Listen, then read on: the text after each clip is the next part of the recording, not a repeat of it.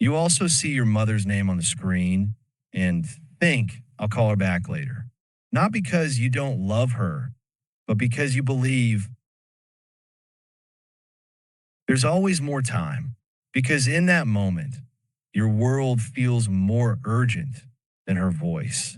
This story begins exactly there, with a son who treats love as something guaranteed,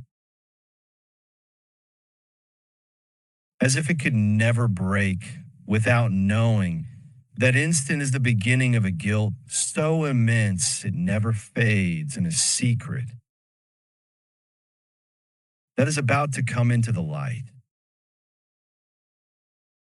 Rosa woke up before the sun, not out of habit, because of the pain, that small pinch in her chest that had become part of her mornings. She stayed still for a few seconds, breathing slowly, as if she could negotiate with her body. It's passing, she whispered. It always passed. It always came back. She walked through the house in worn slippers, turned on the kitchen, made coffee for 2 cups. She stopped, looked at the second cup, smiled sadly, and put away. The leftover coffee stayed there, as if the house also needed to feel company. She coughed, a dry, persistent cough, leaning on the table until the dizziness went away. She wasn't going to the doctor. She didn't want to spend. She didn't want to worry anyone. She looked at her phone, screen black. She unlocked anyway. Conversation open. Daniel last message, talk later. Rosa read it slowly, as if it was still warm. She sat at the table. The other empty plate looked at her. He's probably busy, she said aloud. The house did not answer. She dialed his number. It rang. Hung. Hung. She hung up before the voicemail. She didn't want him to think she was chasing him. She recorded a small audio. Son, call me when you can, okay? She smiled, sending it, as if that counted as a conversation. Silence returned. Rosa walked to the living room, fell into the armchair with a sigh heavier than normal, looked at a photo on the wall. Daniel as a child, crooked teeth and arms open. Look at you now, she murmured with pride. Her chest hurt again, but she smiled because her son was okay. And that, for her, was enough. In another part of the city, a phone vibrated on a desk full of papers. Screen lit. Mom, no one touched it. The vibration died alone, like everything that waits too long. But one day, an unexpected visit came without warning. Rosa heard the key in the door, and her heart jumped before her steps.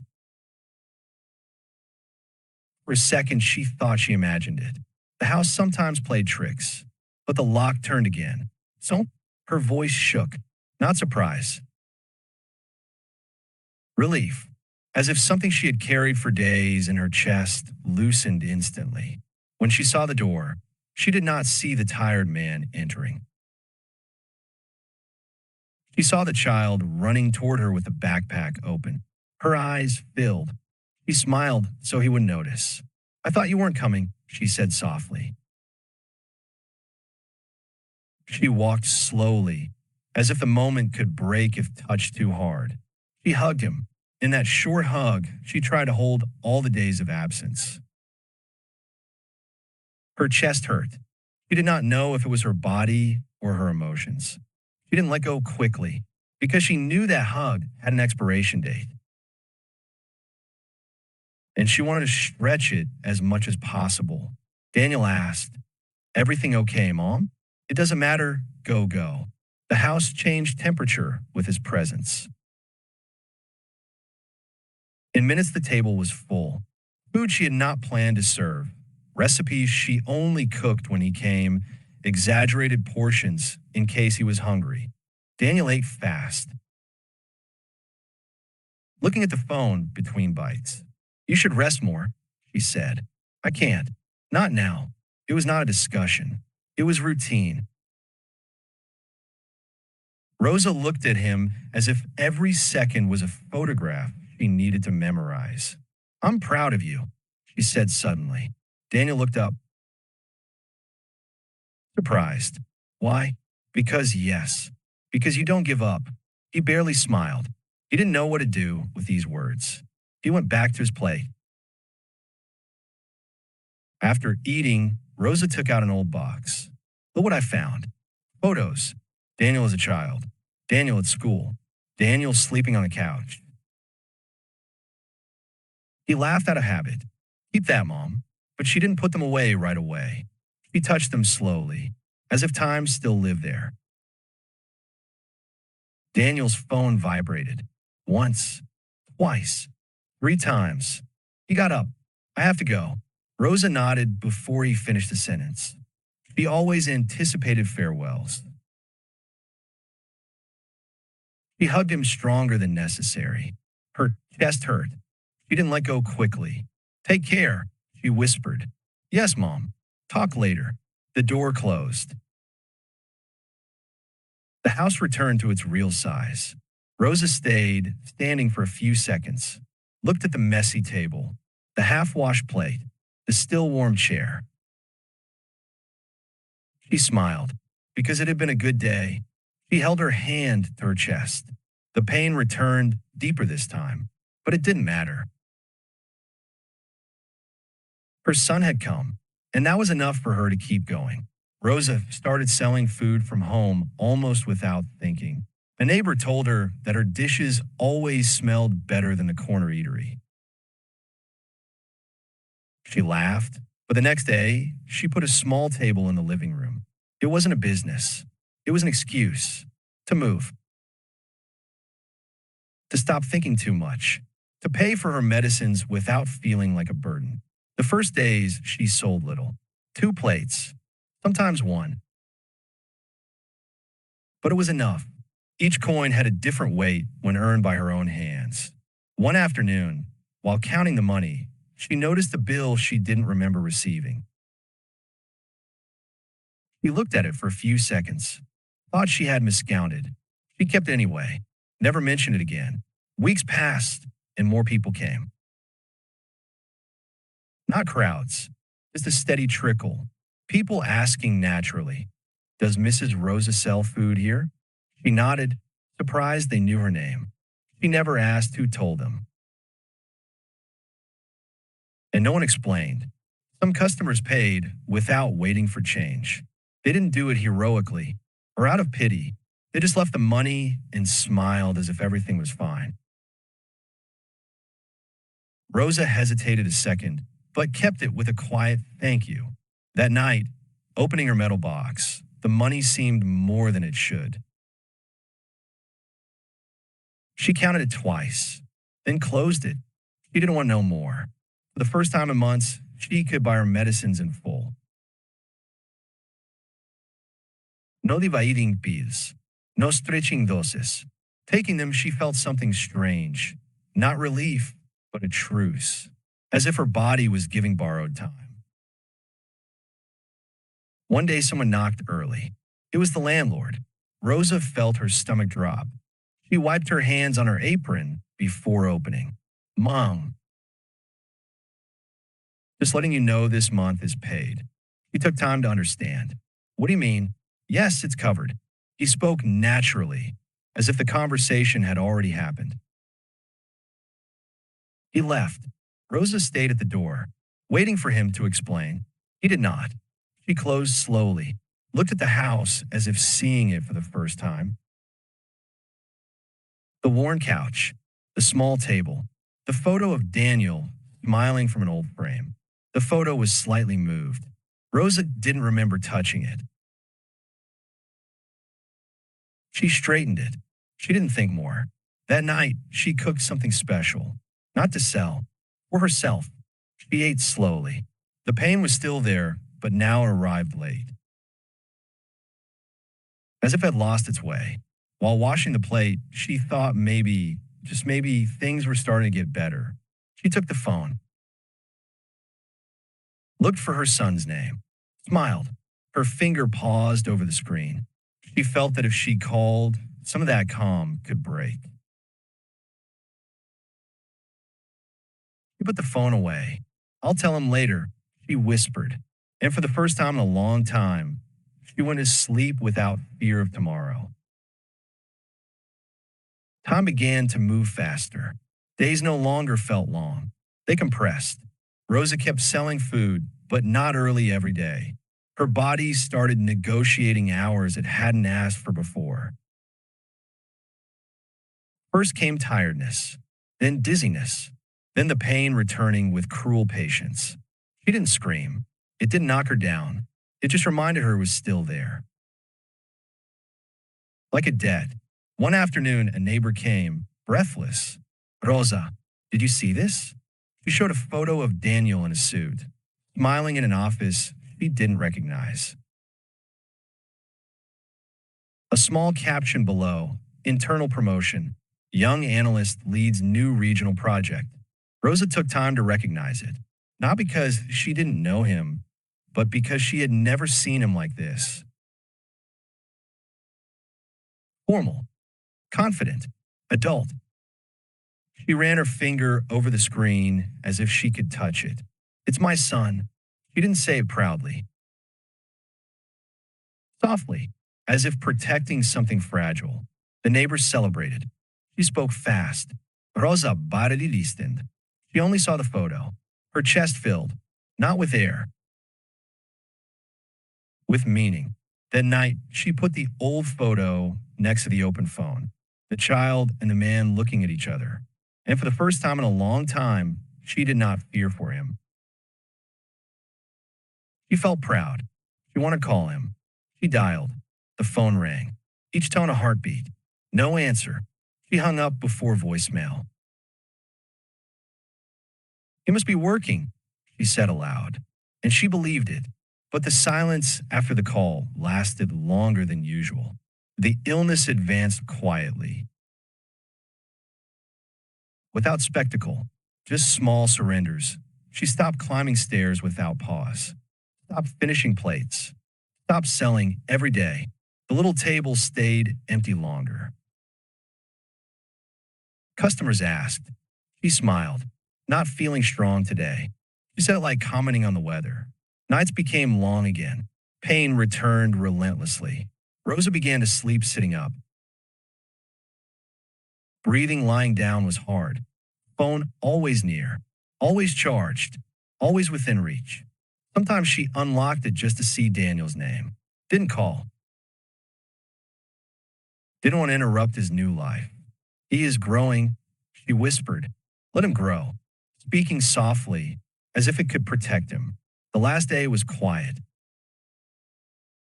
Too quiet. No clear warning.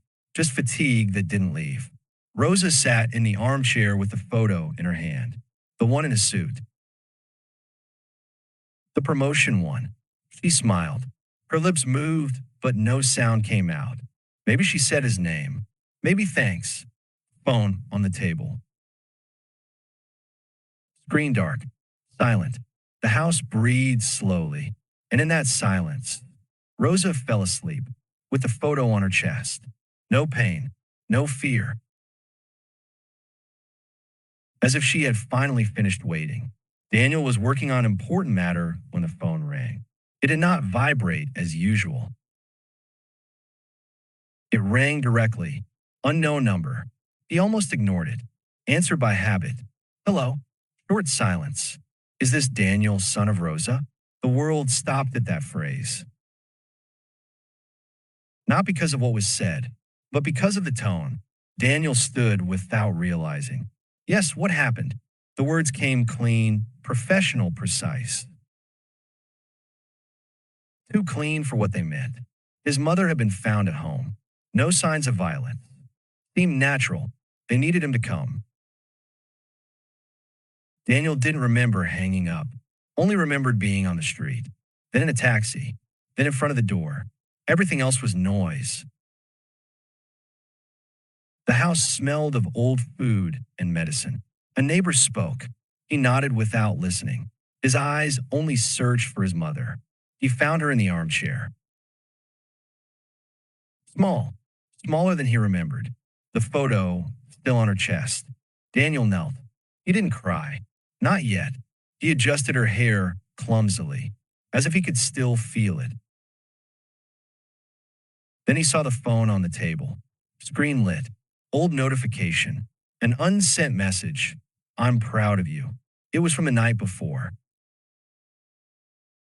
Daniel felt something break silently. The doctor spoke later. Technical words. Timelines. In the middle of the explanation, he casually said, "At least she didn't have to worry about money." The surgery was already covered. Daniel looked up. "What surgery?" The doctor looked confused. "The one you paid. Your mother said she didn't want to bother you." But she was grateful. The air grew heavy. Everything fell into place. Extra hours, closed deals, missed calls, canceled visits. Everything he did to save her life wasn't there when her life was ending. Daniel sat, not from tiredness, from defeat. He cried silently. No scene, no sound, just tears falling like something inevitable. "It was for you," he whispered. Not as defense, as confession. He had wanted to protect her from fear, from cost, from the weight. And in that attempt, he left her to carry the loneliness alone. The photo stayed on his chest. Daniel took it carefully. He looked at it. She smiled in the picture. Proud, no reproach, that hurt the most. That night, he understood something with no solution. He had achieved everything. Too late. And the money he collected to save her could not buy one last minute. Don't wait for a perfect moment to call the people you love. It doesn't exist. There is no schedule that can justify waiting. Every time you see a name on your screen and think, later, you are taking time from something you can never get back. You think there will be more chances that they will always be there. That life gives second turns, but it is not always like that. That second you take to decide, that minute you waste checking messages or doing something more important, is a minute no one can give back. Every day you wait, the voice of the people you love gets a little further away, and the urgency you ignore today becomes a weight you cannot release tomorrow. Because when silence comes, real silence, there is no going back. No call can undo the distance. No message can fill the emptiness. And the worst is knowing it could have been avoided. All it took was something small, human, simple. Dial a number, say "I love you," hear a voice on the other side. Don't wait for signs. Don't wait for reminders. Love doesn't always shout. Sometimes it waits in silence while you're busy. Every conversation you delay stays in the air. Invisible building up, and one day it falls on you like guilt. A guilt you cannot negotiate, fix, or have a second chance for. Do it now. Call. Write. Go. Even if it is just for one awkward, uncomfortable, everyday minute. Even if you have nothing important to say. The importance is not in the words. It is in being there. Showing that you still choose those people while you can. Because every later you say is a dangerous bet against time. And time does not negotiate. It does not warn. It does not forgive distractions. Do it today, before life teaches you in the hardest way that what seemed urgent was never more valuable than what cannot be repeated.